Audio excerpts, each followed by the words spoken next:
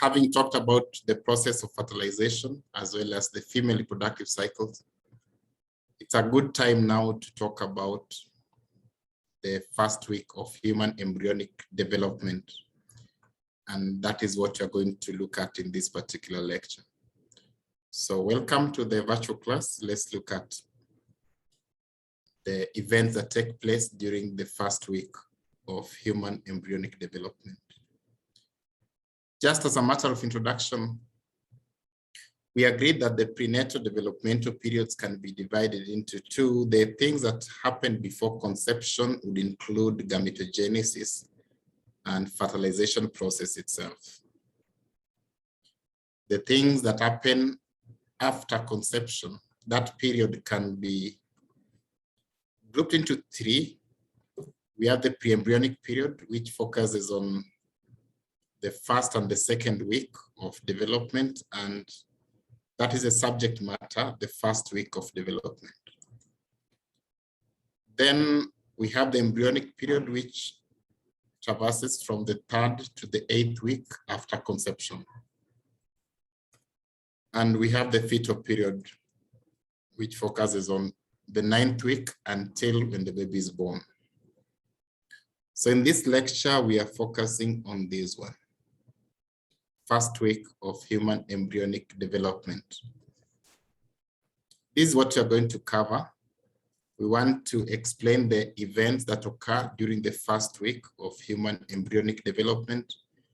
As we do that, we are also going to look at the morphological changes which take place during the first week of human embryonic development. And we are going to see that at the end of the first week, we have a structure known as the blastocyst. Part of the objective of this lecture is also to look at the parts of the blastocyst. Let's begin with the first agenda there, focusing on the events that take place during the first week of development. Remember that fertilization took place at the ampulla of the fallopian tube, which means that the conceptus is still within the fallopian tube immediately after fertilization.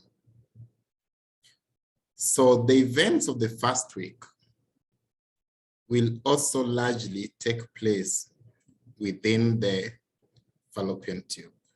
I'm not saying all of them will take place within the fallopian tube. There are some that will not take place within the fallopian tube, but most of the events take place when the conceptus is still within the fallopian tube. As a matter of fact, maybe the first 4 to 5 days are actually spent within the fallopian tube. And only the latter days of the first week will the conceptus be within the endometrial cavity. Usually the conceptus will reach the endometrial cavity perhaps around the 5th to the 6th day after conception. And that tells you something, therefore, in terms of the events that are taking place. One of the events is that the conceptus must move. It will be moving from the site of fertilization, which is the ampulla of the fallopian tube, to the site of implantation, or let me say the appropriate site of implantation, which is the endometrial cavity. So the movement of the conceptus is one of the key events of the first week of development. What facilitates the conceptus to move? We can mention two things. One, the fallopian tube is lined by simple columnar ciliated epithelium. The ciliary activity of the fallopian tube propels the conceptus from that site of fertilization to the site of implantation. And if you note, I am using the term conceptus. I'm not saying zygote or whatever, because that zygote is not going to last long. It's going to change. And so the term conceptus is a more umbrella term more appropriate to use in this particular context. So the conceptus moves, and the movement is facilitated by the ciliary activity of the fallopian tube. The other mechanism that would promote the movement of the conceptus is the peristaltic activity of the fallopian tube. Now, the peristaltic activity of the fallopian tube is basically the action of the smooth muscles of the wall of the fallopian tube. That movement is particularly important when the conceptus is passing through this region, the isthmic region of the fallopian tube, which is ideally one of the narrowest parts of the fallopian tube. And so as it passes through the isthmic region of the fallopian tube, it will require some peristaltic push so that it can move through there to the endometrial cavity. Okay.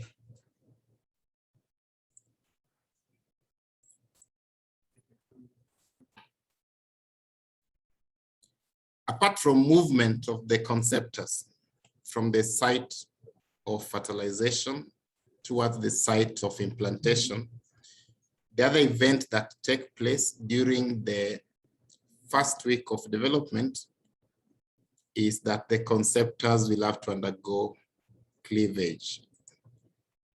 Now, what's cleavage? In the lecture of fertilization and its results, we defined cleavage as a series of mitotic cell division that the zygote undergoes. And remember, we call it the zygote when it's just a single cell. The moment it becomes more than one cell, we no longer call it zygote, but those daughter cells are generally called blastomeres. Both the zygote as well as the blastomeres undergo mitotic division. So that repeated series of mitosis is what we call cleavage.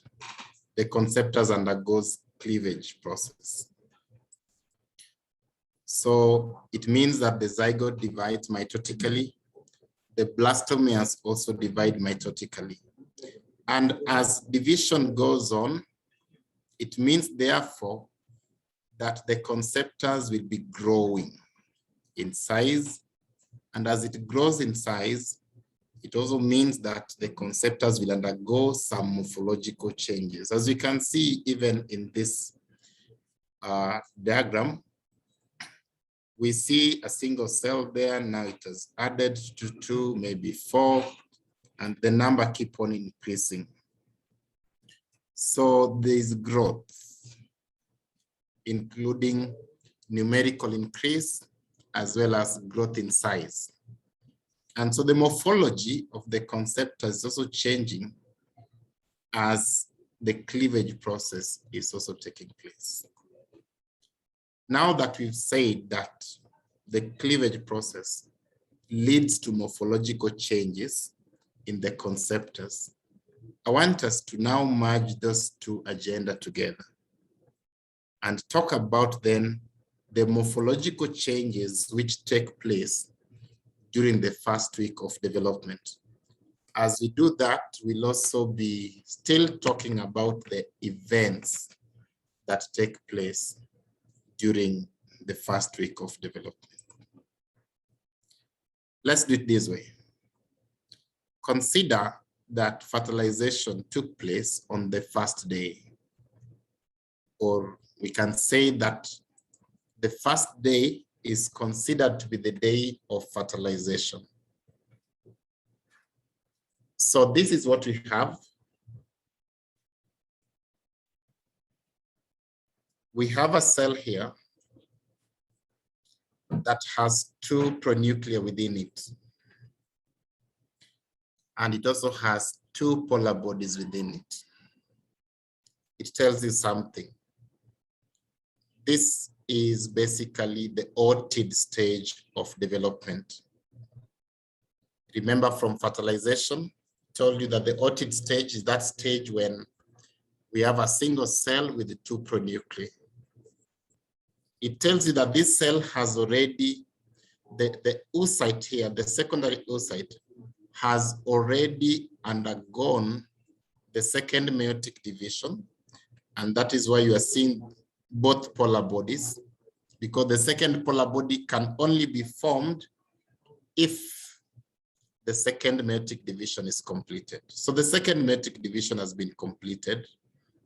And eventually we also have two pronuclei, one from the sperm head, male pronucleus, and the other one perhaps from the oocyte, and that is the female pronucleus, but they're not yet met.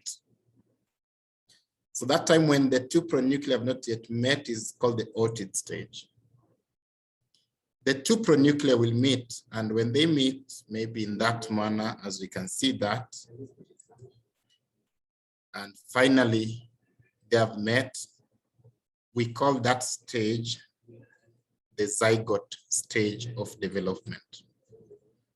And so when development is starting on the first day, we have the zygote. Remember some things here? This is the zona pellucida, the glycoprotein covering that surrounds the zygote is what we call the zona pellucida. And you can also appreciate that there's some sperms which have been trapped within the zona pellucida during the process of fertilization. Remember that there is zona reaction, which prevents further entry of sperms. And so some of them are unlucky enough to be trapped within the zona, as we can see here. So this is zona pellucida, and this is the zygote. One of the results of fertilization was initiation of cleavage, or basically mitotic division. So the zygote undergoes mitosis. The first mitotic event will lead to us having two cells. The daughter cells are known as blastomeres. And that mitotic process that is underwent by the zygote as well as the blastomeres is what we've just called cleavage. So the first cleavage event gives you two cells. We have two blastomeres surrounded by the zona pellucida. This stage, when we have two cells, is simply called the two-cell stage. This first mitotic event can take place within 24 hours after fertilization, which means we can have it within day one, or it may take place after 24 hours. It may be completed after 24 hours. And so that's why you can also have it on the second day after fertilization. The two cells still undergo cleavage as well. And let's assume a scenario where we have success rate in both of them. So both undergo cleavage event. When they both divide mitotically, we are going to have a stage where we have four cells. That time when we have four cells is simply called the four-cell stage.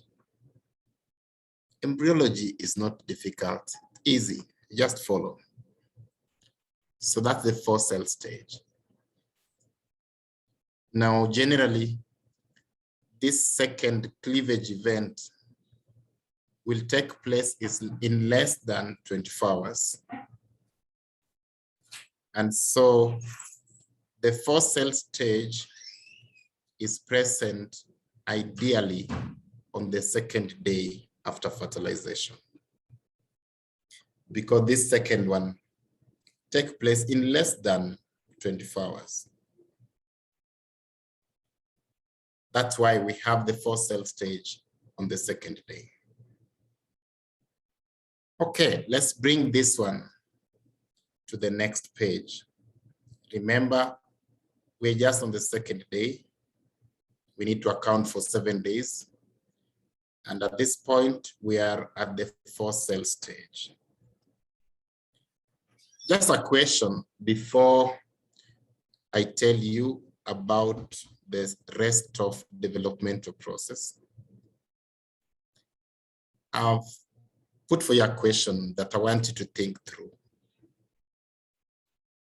So I'm giving you maybe 30 seconds to think through that and make a decision before we go on. Right, let's proceed now.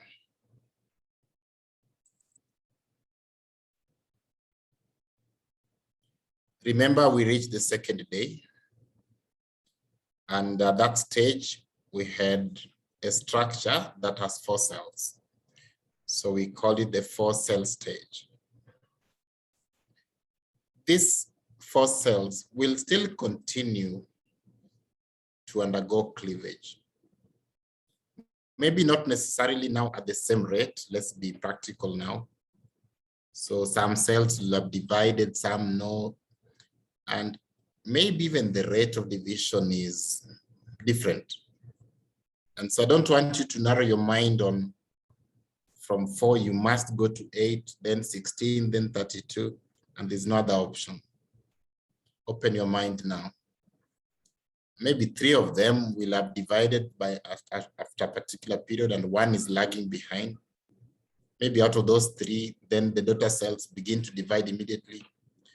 So let's just understand it this way, that we can reach a time when you have a mass of cells which look like this. We see such a mass of cells on the 3rd to the 4th day. And at that time, we have about 12 to 32 cells in total. That 12 to 32 cell stage is known as the morular stage of development. So from the 3rd to the 4th day, we have a structure called the morula. I want you to notice something in these 2 images, the 4-cell stage and the morular stage, that they're both covered by the zona pellucida. That means something. It means that we don't have adequate space for expansion because the zona pellucida is anatomically limiting. So there's no room for expansion. We are saying that cleavage is going on, which means we are increasing the number of cells. But we are also saying that the zona pellucida is intact, which means that there's no space for expansion. These many cells which are coming up don't have room to expand. What are the implications of that? The implication of cleavage is that we have a numerical increase. And so during the first week of development, we will have numerical increase in the number of cells. But because there is not enough space for expansion, maybe some 2 things will have to take place here. One is that the size of the daughter cells will have to be smaller with each cleavage event. So we have reduction in the size of cells with each cleavage event. You can look at that here. So these are the 4 cells. Maybe if I take you back first.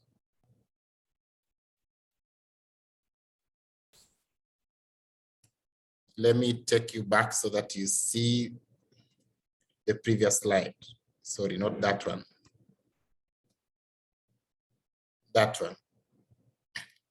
Look at the size of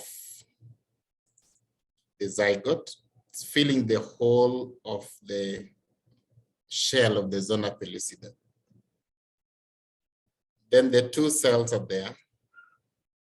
We've increased in number, but definitely the daughter cells are smaller than the zygote. Then look at the four cells. We've tried to make the shell of the zona be relatively constant, but we've increased the number of cells. So the four cells, each of the cells are smaller than the two cells. Now let's forward that one to where we were.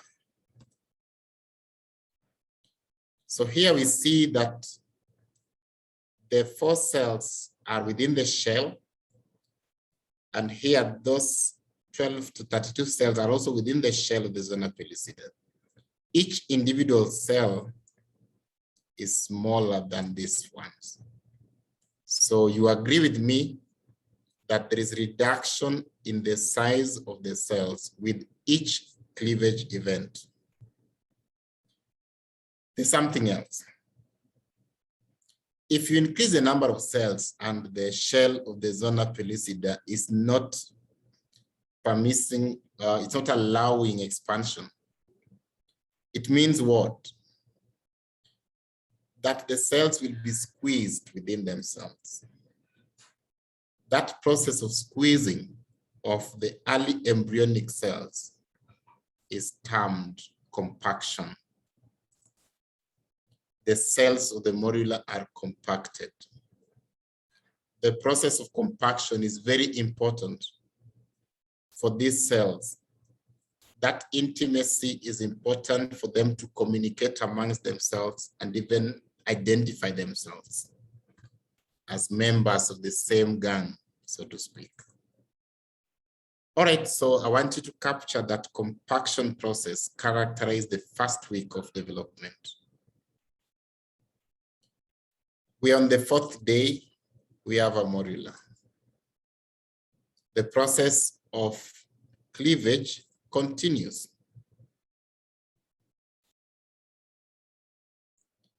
And because cleavage process is going on, it means that the process of compaction is also going on. So the cells are squeezed even more. Now, to add to that, a cavity appears within the morula. So that cavity first appear smaller cavities that coalesce to form one large cavity, and it accumulates fluid, so it expands.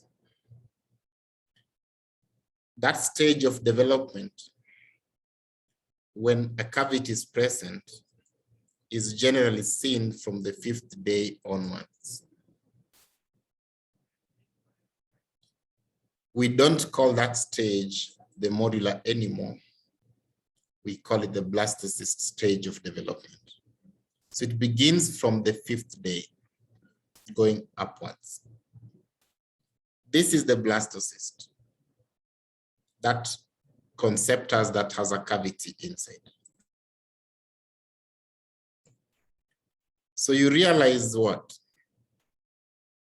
That the blastocyst we're talking about at this point still has its zona pellucida also intact. That tells you that the cells of the blastocyst are even more compacted than the cells of the morula. This particular blastocyst we're talking about, its cells are more compacted than the cells of this morula. Why? Because definitely the number of cells in this blastocyst are more than 32. And to add an insult to that, a cavity has appeared, which is also competing for space. And so definitely these ones are more squeezed. So from the 5th day, we have a structure called the blastocyst. That blastocyst that formed on the 5th day usually will be present even up to the 6th day. And then Some things still go on during that time. What are they? Cell division is still going on. So the number of cells continue to increase. The size of the cavity continue to expand. And what does that mean in terms of compaction? The pressure inside is even more than what we had. Because of those, the pressure within here become more, too much to bear. And so the zona pellucida gives way. That process where the zona pellucida gives way is called the hatching process. When the zona pellucida gives way, it degenerates at around that point, not any other random point, but at that point, and I'll give you a name for that shortly. The zona pellucida degenerates at that point. When the zona pellucida degenerates at that point, the blastocyst that is within the zona pellucida become extruded out of the shell of the zona pellucida. And that is what you see in this image. So this is the shell of the zona pellucida. And this is the blastocyst within the shell of the zona pellucida, being extruded, as we can see here. After that extrusion, we will have a structure which looks like this.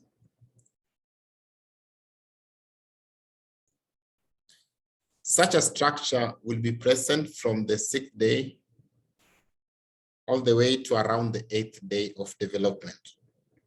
You realize that we've already gone beyond the first week and we are now threatening in the 2nd week.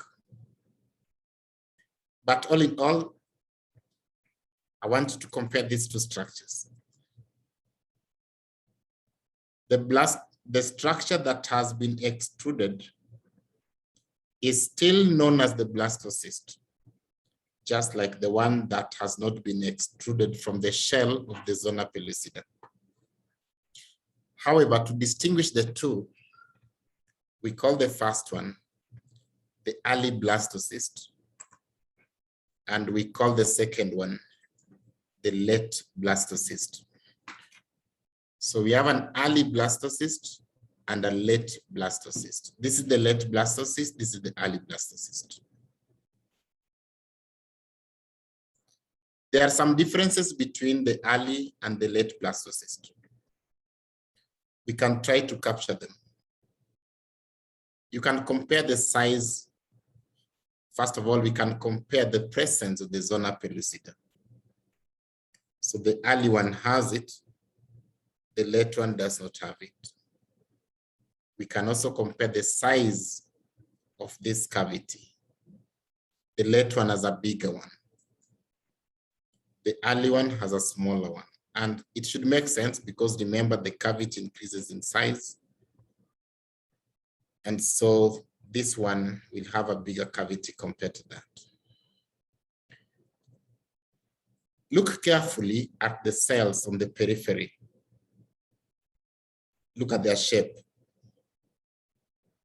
The cells in the periphery seems to have a flattened outline. The term given to flattened cells is squamous. So these cells are relatively squamous, or they're squamous predominantly. How about these ones? They're predominantly cuboidal. Last, we can compare the overall size of the blastocysts. This one is smaller compared to that one. But this one now has expanded because of the pressure from inside. So I want you to remember those differences between the early and the late blastocyst. Now we can talk about the parts of the blastocyst. The individual cells of the blastocyst are still known as the blastomeres. I'll use the late blastocyst to know the parts of the blastocyst. The cells of the blastocyst exist in two cellular populations. We have a population of cells which are on the inside. This one that I've outlined is known as the inner cell mass. The inner cell mass represents the population of cells that are designated to become the baby. Of course, they'll form the embryo first. And for that reason, the inner cell mass is known as the embryoblast. The cells on the periphery represent the outer cell mass.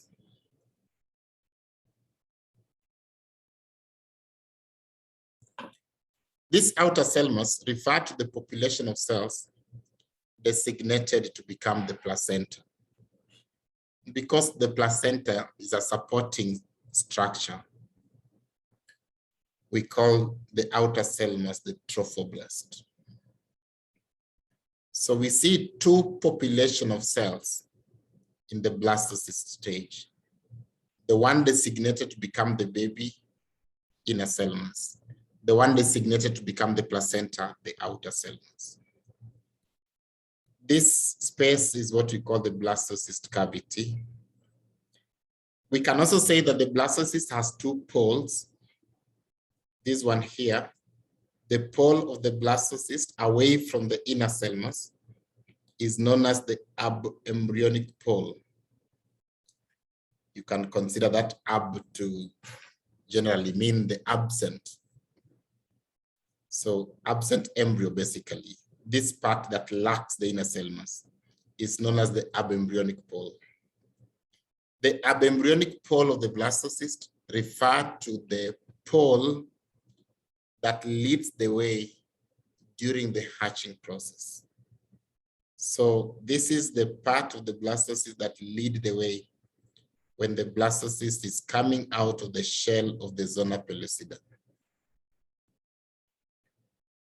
Then we have this other pole. We call it the embryonic pole. The embryonic pole refers to the population, to the pole that will lead the way during implantation. So that's the pole that leads the way during implantation. We will see what implantation is in the next class.